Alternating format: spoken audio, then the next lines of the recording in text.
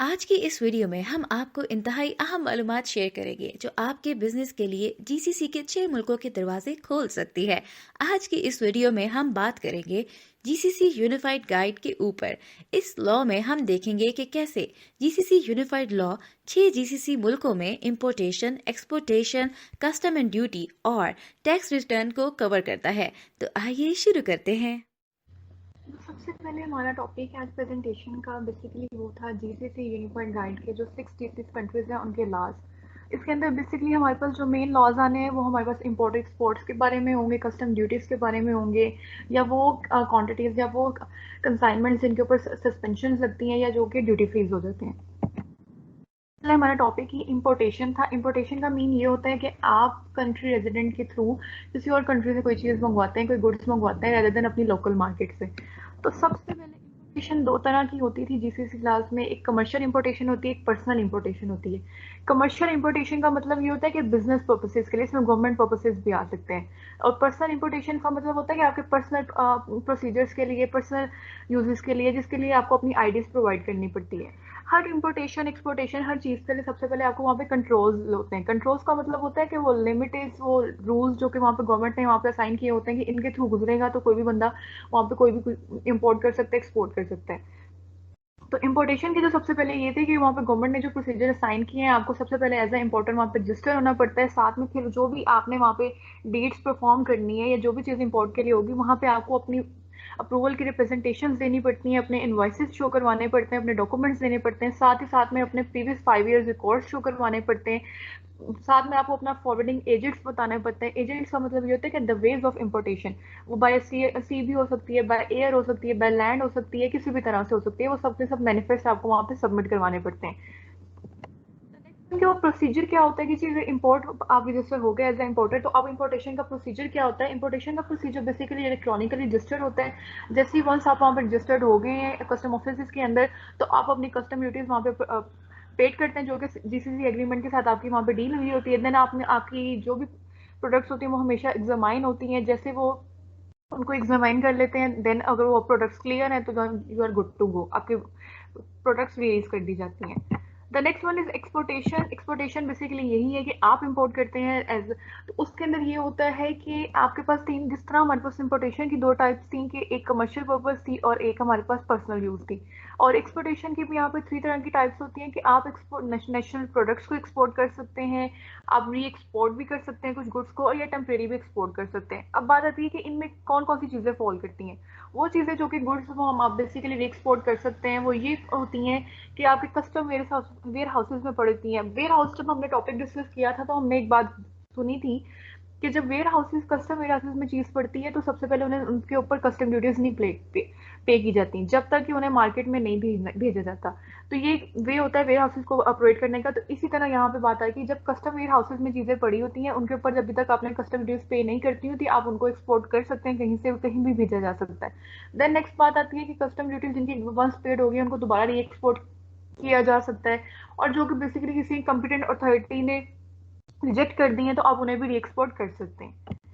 बात आ रही कि अच्छा ये तो री एक्सपोर्ट हो गया, जो जो चीज़ें हमने दोबारा री एक्सपोर्ट कर दी थी। अब टेम्परेरी एक्सपोर्टेशन जिनकी सिर्फ थोड़ी सी टाइम के लिए एक्सपोर्टेशन अलाउ की जाती है, वो कौन सी थिंग्स होती हैं? बेसिकली ए टू एच तक वो सारी एक्सप्लेन की हुई हैं। सबसे पहले हैवी इक्विपमेंट्स होते हैं जो कि साइंटिफिक एक्सपेरिमेंट्स या किसी भी प्रोडक्ट के लिए प्रोजेक्ट के लिए इस्तेमाल होते हैं। देन फॉरेन गुड्स होते हैं जो कि फॉरेन आपने किसी मैन्युफैक्चरिंग प्रोसेसिंग के काम के लिए इस्तेमाल किए जाते हैं। साथ में आपके पास मशीनरी होती है जो कि आपने किसी और कंट्री में रिपेयरिंग के लिए भेजनी होती है। देन आपके पास बेसिक कमर्शियल सप्लाईज आते हैं। अब इनमें बात आती है, ये तो मतलब वो चीज़ें जो एक्सपोर्ट की जा सकती है टेम्परेरी। अब कितने पीरियड के लिए, हर चीज़ के लिए पीरियड डिफाइन किए गए हैं जीसीसी के लाज में, कि बेसिकली जो कि हमने प्लेग्राउंड थिएटर एग्जीबिशंस के लिए हमने इक्विपमेंट, हमारे कंटेनर्स जो पैकेजेस हैं, और साथ में हमारा जो कमर्शियल सप्लाईज है, ये सीईजी के जो आइटम्स हैं, ये सिर्फ और सिर्फ 1 ईयर के अंदर टेम्परेरी पीरियड के अंदर एक्सपोर्ट हो सकती हैं। देन हमारे पास जो हमारे पास हैवी इक्विपमेंट्स होते हैं या फिर हमारे पास फॉरेन गुड्स होते हैं जो कि हमने किसी मैन्युफैक्चरिंग या प्रोसेसिंग के लिए इस्तेमाल करने होते हैं, साथ में हमारे पास जो मशीनरी हमने रिपेयरिंग के लिए दी हो जाती है, उनके लिए 5 ईयर्स तक एक्सटेंड किया जाता है टाइम। देन हमारे पास जो सिर्फ और सिर्फ हमारे पास एनिमल्स वगैरह के बारे में होती है या फिर टेम्परेरी जो हमने रिक्वायरमेंट्स होती हैं हमारी एक्सपोर्टेशन की, उनको आपको 6 मंथ्स अलाउड किए जाते हैं। The next one is exemption. Exemption के नाम से ही जाहिर है कि आपको कस्टम ड्यूटीज से थोड़ी बहुत एग्जेम्प्ट दे दिया जाता है, कि आपको वहाँ पे फ्री कस्टम्स हो जाते हैं। अब उनके क्या सिनेरियोज होते हैं? सबसे पहले एग्जेम्पशन सिर्फ और सिर्फ 7 तरह की चीज़ों में दी जाती है। सबसे पहले होता है डिप्लोमेटिक एग्जेम्पशन। डिप्लोमेटिक एग्जेम्पशन का मतलब ये होता है कि आपकी एम्बेसीज, इंटरनल फॉरेन ऑर्गेनाइजेशन, जो कि आपके हेड्स हैं, डिप्लोमेटिक बॉडीज हैं कंसर्न, इन सब के लिए आपको एग्जेम्पशंस दे दी जाती हैं। तो ये डिप्लोमेटिक एग्जेम्पशंस कहलाती हैं, जिन्हें हम लोग, ये हमारा इनका पीरियड सिर्फ और सिर्फ 3 ईयर्स के लिए होता है। The next exemptions military exemptions थी। मिलिट्री को भी एग्जेम्पशंस वहाँ पे दे दी जाती हैं, जिसके अंदर वो आपकी आर्म फोर्सेज आती हैं, आपकी इंटरनल सिक्योरिटी फोर्सेज आती हैं। The other one is industrial exemptions. Industrial exemptions उन इंडस्ट्रीज को दी जाती हैं जो जीसीसी यूनिफाइड इंडस्ट्री के अंडर फॉल कर रहे होते हैं। जो जो प्रोजेक्ट जीसीसी यूनिफाइड के अंदर प्रोजेक्ट फॉल करेंगे, उन्हें कस्टम फ्रीज कर दिया जाएगा। पर्सनल एग्जेम्पशंस, कुछ चीज़ों के लिए पर्सनल एग्जेम्पशंस भी दे दी जाती हैं, जैसे कि आपने जीसीसी नेशनल्स को एग्जेम्पशन दी जाती है पर्सनल अलाउंस के लिए। साथ में समटाइम्स आपने अगर गिफ्ट कंपनी पैसेंजर्स को करना हो, तो आपका अगर सऊदी रियाल 3000 से ज़्यादा नहीं है, तो आपको वहाँ पे भी एग्जेम्पशन दे दी जाती है। Next one is most important, कि एग्जेम्पशन फाउंडेशंस को भी दी जाती है, लाइक जैसे चैरिटीज वगैरह होती हैं, उनको भी ड्यूटी फ्री कर दिया जाता है, क्योंकि बस ये बात होती है कि उन चैरिटीज को रजिस्टर्ड होना पड़ता है वहाँ पे। देन आपके पास आपके जो री इम्पोर्टेड गुड्स होती हैं, आप अगर बार बार री इम्पोर्ट कर रहे हैं एक ही चीज़ को, तो वहाँ पे भी आपको कस्टम्स के अंदर रिलैक्सेशन दी जाती है। और एक सबसे मेन बात जो है वो ये है कि एग्जेम्पशन वहाँ पे उन पीपल्स को भी दी जाती है जो कि स्पेशल नीड्स के साथ होते हैं। स्पेशल नीड्स के लिए उनका वहाँ पे एक कार्ड होता है जीसीसी नेशनल्स का, जो कि होता है people with special need card. वो आपको वहाँ पे लाइसेंस होते हैं आप लोगों को, तो उनके लिए भी आपको एग्जेम्पशन प्रोवाइड कर दी जाती हैं। The next one is drawback and refund. अपने नाम से जाहिर है कि आप अपनी कस्टम ड्यूटीज या कुछ भी चीज़ अपने वहाँ पे रिफंड करवा सकते हैं। अब क्या सिनेरियोज होते हैं जी कि रिफंड किया जाता है, और किस टाइम लिमिट के अंदर रिफंड किया जा सकता है? अब बेसिकली ये होता है कि अगर आपने एज अ री एक्सपोर्टर, आपने अब पहले तो आपने इंपोर्टर वहाँ पे बन गए, ठीक हो गया, ये बात हमें समझ गई, आपने परचेज और सेल वगैरह वहाँ पे चीज़ कर ली। लेकिन अगर foreign goods with in a year आपको री एक्सपोर्ट करने की पड़ गई हैं, और अपनी पेमेंट के डे से शुरू करके उस लास्ट डे के ईयर को गिनने से होता है, अगर उसके विद इन आपको री एक्सपोर्ट करने की जरूरत बार बार पड़ रही है, तो आप अपनी कस्टम ड्यूटीज या अपनी वहाँ पे क्लेम कर सकते हैं, जो कि सिर्फ और सिर्फ 6 मंथ के पीरियड के अंदर अंदर आपको अलाउ किया जाता है। देन नेक्स्ट ये एक चीज़ ये आती है कि आपने जब क्लेम कर लिया, तो आपको फॉरेन गुड्स क्लियर कर दी जाती हैं। वहाँ पे आपने को बेसिकली ये भी हो सकता है कि 5 लेस देन 5000 यूएस डॉलर्स के वो आपको रिफंड कर सकते हैं। ये बेसिकली रिफंड की चीज़ें होती हैं जो कि आपको रिफंड कर सकते हैं। आपने वापस से क्लेम करना होता है, आपने ड्रॉबैक्स इन्हें बताने होते हैं कि जी ये मैंने कस्टम ड्यूटीज कलेक्ट की हैं, लेकिन ये री एक्सपोर्ट की बार बार जरूरत पड़ रही है, तो वो आपको आपके क्लेम्स वापस कर देते हैं। The next one is suspension of custom taxes and duties. इसके अंदर आपको ये है कि आपकी जो कस्टम टैक्सेस या ड्यूटीज, आपकी जो ऊपर लाइबिलिटीज हैं, उन्हें सस्पेंड कर दिया जाता है थोड़े टाइम लिमिट के लिए। तो वो क्या क्या सिनेरियोज होते हैं? सबसे पहले होता है कि आपको टेम्परेरी एडमिशन चाहिए होता है किसी भी कंट्री के अंदर। अब जीसीसी के अंदर टेम्परेरी एडमिशन की दो तरह की चीज़ होती है, कि आपके पास या तो एटीए कार्डनेट हो, या फिर आपके पास प्राइवेट मोटर व्हीकल्स को एंट्री करवाने के लिए हो। अब हम एटीए कार्ड आगे बढ़ते हैं कि एटीए कार्ड बेसिकली होता क्या है। द नेक्स्ट वन इसके गुड्स इन ट्रांजिट हो, तो आप वहाँ पे भी सस्पेंशन ले सकते हैं। देन आपके पास अगर आपकी placement of goods custom warehouses में, जो हमने भी ऊपर पढ़ा ही था कि कस्टम वेयर हाउसेज के अंदर जब आप अभी तक आपने अपनी कस्टम ड्यूटीज पे नहीं की होती, जब तक आपको मार्केट में वहाँ पे अवेलेबल होती, तो वहाँ पे भी आपको सस्पेंशन मिल सकती है। फ्री जोन्स के अंदर अगर आपने अपनी डिपॉजिट करना है या प्लेसमेंट्स करनी है, या फिर आपने री एक्सपोर्ट करना हो। टेम्परेरी एडमिशन जो बेसिकली बात है, टेम्परेरी एडमिशन के अंदर हमारे पास हमने यही बात की थी सबसे पहले, कि जो हैवी इक्विपमेंट्स होती हैं, जो कि हमने साइंटिफिक फील्ड में या किसी भी प्रोजेक्ट के लिए इस्तेमाल करने पड़ते हैं, या जो हमें लोकली अवेलेबल नहीं होती हैं। फिर हमने ये बात की थी कि हमारे पास जो इक्विपमेंट्स हमने रिपेयर करनी होती हैं, ये सारे के सारे वही चीज़ें हैं, लेकिन इनमें अब टाइम लिमिट चेंज हो जाता है। टाइम लिमिट का मतलब ये कि जो भी चीज़ें होती हैं, जैसे हमारे पास आर्टिकल्स हैं हमारे प्ले ग्राउंड्स के लिए, हमारे कंटेनर्स हैं, एनिमल्स हैं, कमर्शियल चीज़ें, उन सबको सिर्फ 6 मंथ टू 1 ईयर आप सस्पेंशन करवा सकते हैं। एक्सटेंड ये 1 ईयर से ज़्यादा एक्सटेंड नहीं की जाती है। अब एटीए कार्नेट क्या होता है? एटीए कार्नेट के बाद मतलब ये होता है कि आपके पास, ऐसे जिस तरह हमारे पास पासपोर्ट फॉर एनी ट्रेवल्स होता है, गुड्स के लिए वो पासपोर्ट होता है। इसका मतलब ये होता है कि आपको कस्टम डॉक्यूमेंट की परमिट्स वगैरह टैक्स फ्री और ड्यूटी फ्री टेम्परेरी कर दिया जाता है, अगर आपके पास ये एटीए कार्नेट यानी पासपोर्ट फॉर गुड्स होता है। अब इसकी कंडीशंस क्या होती हैं कि आप अंडर एटीए कार्डनेट अगर आपको टेम्परेरी एडमिशन चाहिए होता है, तो उसका पीरियड आपको 6 मंथ से ज़्यादा नहीं दिया जाता है। इसके अंदर आपकी जितनी भी सारी सर्विसेज फीस होती हैं, वो द स्कोप फॉल होती है, क्योंकि आपने बाकी कस्टमर की जो कस्टम फीस होती है वो आपके फॉल नहीं होती। नेक्स्ट वन री एक्सपोर्टेशन। अगर आपने एटीए कार्डनेट के अंदर अंदर आपने री एक्सपोर्टेशन करनी होती है, तो वो भी आपको सिर्फ और सिर्फ सिंगल कंसाइनमेंट अलाउ कर दिया जाता है री एक्सपोर्ट के लिए, और आप उसके लिए कस्टम पोर्ट्स इस्तेमाल कर सकते हैं। अगर आपने जो गुड्स हैं वो ट्रांजिट करवानी है एटीए कानट के अंदर अंदर, तो वो बेसिकली इंटरनेशनल कन्वेंशन में फॉलो कर रही होती है, जिसके अंदर आपने कस्टम बोर्ड या ऑफिसर्स के साथ इंश्योर करवाना होता है अपने गुड्स को कि जी वो ऑथोराइज है ट्रांसपोर्ट के अंदर अंदर। अदरवाइज अदर नेक्स्ट वन इसके आपने फॉरेन मोटर व्हीकल्स के लिए आपने अगर काम करना, उन्हें आपने टेम्परेरी एडमिशन करवाना हो एटीए कार्नेट के थ्रू, तो उसके लिए क्या होता है, उसका पीरियड भी 6 मंथ to 3 मंथ्स होता है। उसके अंदर ये क्या होता है कि आपका व्हीकल बेसिकली ऑफिशियली रजिस्टर्ड हो उस कंट्री के अंदर। देन आपका जो वैलिड होता है वो फॉर एक्सपोर्ट प्लेट्स बेसिकली उसके ऊपर नहीं होनी चाहिए। देन आपके पास इंटरनेशनल सीपीडी कार्नेट होता है जो कि हमारे बेसिकली व्हीकल्स के लिए इस्तेमाल होता है। ये डॉक्यूमेंट्स भी रिक्वायर्ड होते हैं जिससे आपको टेम्परेरी सस्पेंशन मिल जाती है, और वो ये होता है कि वैलिड इंटरनेशनल सीपीडी कार्नेट होना चाहिए, साथ में आपके पास वैलिड ड्राइविंग लाइसेंस होना चाहिए। गुड्स इन ट्रांजिट का मतलब ये है कि वो कौन कौन सी गुड्स हैं जिनके ऊपर आपका सस्पेंशन मिलता है। तो ये नंबर ऑफ गुड्स हैं कि अगर मोटर व्हीकल्स हैं या फिर लेड या कस्टमर सील्स हैं, फिर हमारे पास आ जाता है ड्राइविंग केबल्स या गुड कंपार्टमेंट्स वगैरह होते हैं, फिर हमारे पास आता है मोटर व्हीकल्स जो कि हमारे, फिर हमारे पास आता है हिडन कंपार्टमेंट्स नहीं होने चाहिए, फिर हमारे पास फ्लोर साइड या लोड कंपार्टमेंट्स होते हैं, जो ये सब चीज़ें होती हैं जो कि जिनके ऊपर ट्रांजेक्शन के ऊपर आपको सस्पेंशन मिल जाती है। अब ये क्या डिपॉजिट या placements of goods in customer warehouses. Custom warehouses का मीन यही होता है कि ये चीज़ें तो आप एक्सपोर्ट या इंपोर्ट करके अपने वेयर हाउसेज में स्टोर कर लेते हैं, लेकिन आपने अभी तक उनके ऊपर कस्टम ड्यूटीज नहीं अप्लाई की होती। इसलिए नहीं की होती, ये उन छोटे बिजनेसेस के लिए अप्लाई होता है जिन्होंने बेसिकली बाद में मार्केट पहले अपनी सर्च करनी होती है, देन अपनी जो गुड्स हैं उन्हें सप्लाई चेन में देना होता है। बिफोर सप्लाई चेन आप वहाँ पे कस्टम्स नहीं पे करते, सप्लाई चेन में वंस आप आ जाते हैं तब आपने उनके ऊपर कस्टम ड्यूटी अप्लाई करनी है। तो इस तरह की चीज़ों के ऊपर भी आपको टेम्परेरी सस्पेंशन मिल जाता है, और वो सिर्फ और सिर्फ पीरियड ऑफ 1 ईयर के लिए आपको अलाउ करता है। डॉक्यूमेंट्स जो इसके लिए रिक्वायर्ड होते हैं वो यही होते हैं कि बेसिकली ज़्यादा डॉक्यूमेंट्स यही रिक्वायर्ड होता है कि ओरिजिनल इनवाइस आपका बेसिकली एग्रीमेंट था क्या, सर्टिफिकेट ऑफ ओरिजिन क्या है, आपने किस तरह डिलीवरी करनी है, आपका बिल किस तरह प्ले पे होगा, मैनिफेस्ट क्या है बेसिकली, और पैकिंग लिस्ट की मल्टीपल गुड्स होती हैं। फिर हमारे पास आगे आता है placement of goods in free zones and duty free shops. Free zones और ड्यूटी फ्री शॉप्स के तो नाम से पता होता है कि आपके पास बहुत सी वहाँ पे लिमिटेशन जो हमारे पास बेसिकली लेवल पे लगती हैं किसी भी इम्पोर्ट एक्सपोर्ट्स पे, तो वो बहुत ज़्यादा इजी हो जाता है वहाँ पे आपका काम करना। तो इसमें यही शो किया जाता है कि आपके जो आपने बस जीसीसी को स्टेट को नोटिफाई करना होता है कि जी मैं एज अ डेजिग्नेटेड वहाँ पे फ्री जोन्स और ड्यूटी फ्री रहना चाहता हूँ।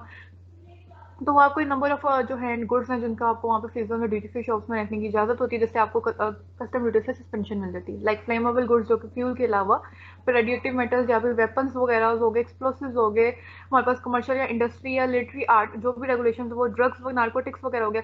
एक चीज बात है, ड्रग्स का मतलब ये नहीं है कि आप किसी भी तरह की जो प्रोहिबिटेड चीजें होती हैं, चेकिंग का जब एग्जामाइन किया जाता है तो वो एग्जामाइन इसी का मतलब होता है कि वो अब जो वहाँ पे प्रोहिबिटेड चीजें होती हैं उन्हें वो वहाँ पे अलाउ करते ही नहीं किसी भी रीजन में। देन नेक्स्ट आप प्रोहिबिटेड चीजें बेसिकली जीसीसी कस्टम यूनिट्स में एंटर होने ही नहीं देती। The other was declaration of currencies. Declaration of currencies का मतलब ये है कि जब भी कोई पैसेंजर जीसीसी में ट्रैवल करेगा या एनीथिंग ऑफ जो भी आपने जब वहाँ पे डील्स करनी है किसी भी तरह से करनी है, तो वहाँ की जिस भी कंट्री के करेंसी के हिसाब से करनी है, वहाँ पे आपने अपनी करेंसी भी डिक्लेयर करनी है कि आप कहाँ से किधर से कैसे हैं, बैंक्स वगैरह एक्सचेंज करेंगे सारी मनी के साथ। ये सारे प्रोसीजर्स करेंसीज को बैंक्स शो करता है। अब एक्सचेंजिंग कॉइन्स हो गए या मेटल्स हो गए, ये भी इनकी मनी जीसीसी स्पेसिफाइड करता है कि अगर आपने कॉइन्स चेंज करवाना है या अपनी किसी भी मेटल वगैरह को वहाँ पे चेंज करवाना हो तो उसके क्या प्राइसेस होते हैं। License company basically custom clearance procedures को वहाँ पे डील करती हैं सारे के सारे। कस्टम एडमिनिस्ट्रेशन जो होते हैं वो इलेक्ट्रॉनिक सिस्टम्स होते हैं जिसके थ्रू आपको फैसिलिटेट किया जाता है। Procedures for clearance of important postal parcels. Obviously जब आपके पास आ गई हैं इंपॉर्टेंट चीज़ें आ गई तो उन्हें ऑब्वियसली वहाँ पे सप्लाई चेन में प्रोवाइड करने के लिए भी आपके पास कुछ मीन्स होते हैं भैया। तो वो पार्सल्स वगैरह किस तरह थ्रू होते हैं उसके लिए भी कुछ ना कुछ वहाँ पे रूल्स होते हैं कि आपने बेसिकली अपने एज एक्सपोर्टर आपने वहाँ पे अपनी आईडी सबमिट करना होता है, अपना पासवर्ड सबमिट करना होता है, आपका पार्सल ओवर 50 किलोग्राम नहीं होना चाहिए। ये सारे का सारा एक ऑटोमेटेड क्लियरेंस सिस्टम होता है जो कि वहाँ पे चेक कर रहा होता है। देन आपके पास और कुछ एक लॉज होते हैं जिनके ऊपर ये कि आपका पार्सल की वैल्यू 100,000 से भी ज़्यादा नहीं होनी चाहिए, जो कि जीसीसी करेंसीज के इक्वल होता है। आपने वहाँ पे फिर देख लेना होता है। रिस्ट्रिक्टेड गुड्स को वो बेसिकली कहीं भी अलाउ नहीं कर रहे होते। देन आपका यही बार बार होता है कि पार्सल को 100,000 से इक्वल वो नहीं होना चाहिए, या फिर आपने वहाँ पे पर्सनल लेटर्स हो या पोस्टल कार्ड्स हो, पब्लिकेशंस हो, ये वहाँ पे सब्जेक्ट कस्टम ड्यूटीज में नहीं होते हैं। The next one is transportation through express courier. वहाँ पे जीसीसी के एक्सप्रेस कोरियर हैं उनके भी यही मेन रोल के जो वेट है वो हमेशा 50 किलोग्राम से ओवर नहीं होना चाहिए। 100,000 की इक्वल या फिर जीसीसी करेंसी उसी की इक्वल होनी चाहिए, लिमिट यही पे होती है। साथ में वहाँ पे ये होता है कि वहाँ पे कंसाइनर कंसाइनर्स वगैरह शो करने होते हैं। ये जो प्रोसीजर्स होते हैं कि हमें ज़रूरत क्या होती है कि आपका ट्रक लाइसेंस प्लेट नंबर वहाँ पे आपको शो करना पड़ता है एक्सप्रेस कोरियर्स के अंदर, साथ में फिर आपको अपना पार्सल का वेट वगैरह क्या चीज़ है या सब्जेक्ट से रिस्ट्रिक्शन सब में फॉलो करनी पड़ती है, साथ में आपको फिर उसके पैकेजेस के नंबर, पीसेज, डिस्क्रिप्शन, और साथ में आपने कंसाइनर और कंसाइनिंग की कहाँ से आ रहा है और किसको जाना है वहाँ तक जाना है, साथ में आपने वहाँ पे अपना पोर्ट्स वगैरह बताने थे कि किस थ्रू से किस मीन से आप वहाँ पे इसको एक्सप्रेस करेंगे, कोरियर करेंगे, लाइक सी पोर्ट्स हो सकते हैं, एयरपोर्ट्स हो सकते हैं। अब बात आ गई रिफंड ऑफ कैश डिपॉजिट्स और सिक्योरिटीज की। आप अपने वहाँ पे डिपॉजिट कर सकते हैं, सिक्योरिटीज और डिपॉजिट जो आपने किया उन्हें रिफंड भी किया जा सकता है। उन्हें करने का क्या तरीका होता है कि आपने सबसे पहले सिर्फ और सिर्फ अपनी कॉपी देनी होती है एज अ री एक्सपोर्ट की, हाँ जी मैं डिक्लेयर हूँ वहाँ पे री एक्सपोर्ट। देन आप अगर फ्री जोन की ड्यूटी, अब हर जगह पे जिस तरह हमने भी बात की थी कि इंडस्ट्रियल एग्जेम्पशन होती हैं, फ्री जोन होते हैं, गुड्स ट्रांजिट में होते हैं, कई कई जगह पे आपको सस्पेंशन मिल रही थी। अब हर सस्पेंशन की चीज़ें और तरह की हैं, जहाँ पे आपने अब टेम्परेरी अगर एडमिशन आपने वहाँ पे पहले लिया हुआ था और वहाँ से आपने रिफंड अपना डाटा लेना है, रिफंड अपने कैशेज लेने हैं, तो उसके लिए जो जो चीज़ें चाहिए होती हैं वो यहाँ पे डिफाइंड है कि आपको री एक्सपोर्ट डिक्लेरेशन की कॉपी चाहिए होती है, साथ में आपने अपने फीस या ड्यूटी जोन में पे उनकी कॉपी डिक्लेरेशन चाहिए, साथ में आपने वहाँ पे डिस्क्लेमर या डिस्चार्ज सर्टिफिकेट वगैरह को रिक्वायर्ड होता है तो वो होता है अगर आपके टेम्परेरी एडमिशन में।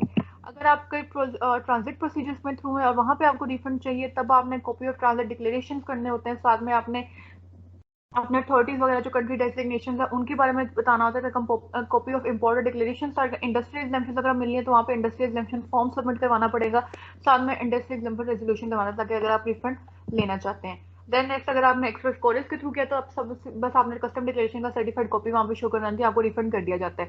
फिर अगर आपके फ्री जोन्स के अंदर है तो उनका क्या प्रोसीजर होता है, तो उनका प्रोसीजर ये होता है कि आपने copy of transit declaration show करवानी होती है, साथ में फिर आपने बताना होता है कि अगर transit outside the GC state है तो उसकी डिक्लेरेशन करनी पड़ती है, अगर आपका free zone dot free zone या ड्यूटी फ्री शॉप्स में प्लेसमेंट ऑफ गुड्स है तो वो डिक्लेरेशन शो करवानी पड़ती है। इस तरह आपने जब अपने सर्टिफिकेट्स वगैरह शो करवाते हैं तो आपको रिफंड अलाउ दे दिया जाता है। इसी तरह अगर आप री एक्सपोर्ट प्रोसीजर्स के थ्रू अपना रिफंड कैश करवाना है तब आपने वहाँ पे री एक्सपोर्ट डिक्लेरेशन शो करवानी है, साथ में अपना सर्टिफिकेट वगैरह सबमिट करवाना है। तो प्रोसीजर यही होता है कि जैसे ही आप अपना रिफंड क्लेम करते हैं बैंक आपको गारंटी कर देते हैं, वहाँ पे रिलीज कर देते हैं कि जी they are good to go, आप उनको रिफंड कर दें।